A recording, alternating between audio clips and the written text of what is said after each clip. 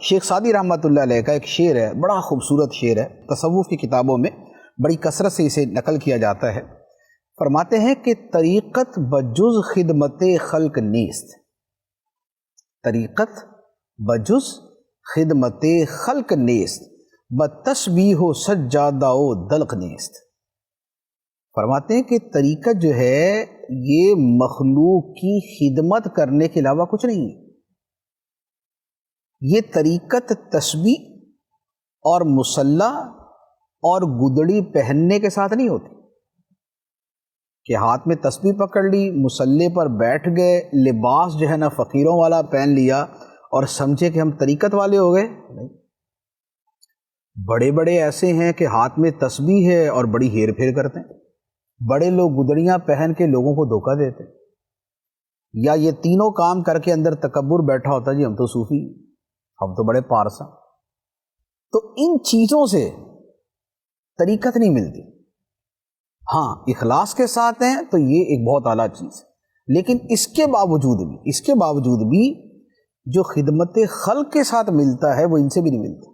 آپ جتنے بھی اولیاء کرام کے حالات پڑھتے ہیں، اب اس میں دیکھیں نا کہ سرکار غوث پاک رضی اللہ تعالیٰ عنہ، آپ سے یہ سوال کیا گیا کہ آپ کو سب سے محبوب عمل کون سا ہے، آپ کے نزدیک سب سے پسندیدہ عمل کون سا ہے؟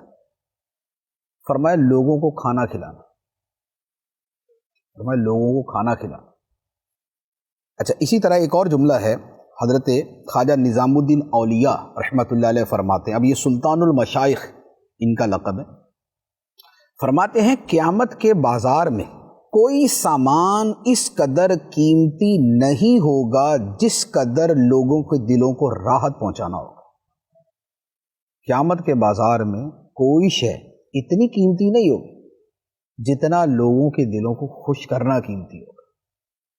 تو یہ سلطان المشائخ خواجہ نظام الدین اولیاء رحمۃ اللہ علیہ جیسے بزرگ فرما رہے، یہ ہے مخلوق کے ساتھ جو پیار اور محبت اور ان کے ساتھ شفقت کا معاملہ، یہ ہے۔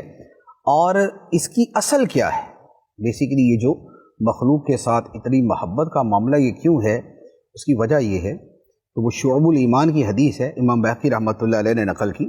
فرماتے ہیں الخلق عیال اللہ، کہ مخلوق خدا کا کنبہ ہے، جیسے ہمارا خاندان ہوتا ہے، فرمایا مخلوق خدا کا کنبہ ہے۔ فَأَحَبُّ الْخَلْقِ إِلَى اللَّهِ مَنْ أَحْسَنَ إِلَىٰ عِيَالِهِ، اور اللہ کی بارگاہ میں مخلوق میں سب سے محبوب وہ ہے جو خدا کے کنبے کے ساتھ اچھا سلوک کرنے والا ہے۔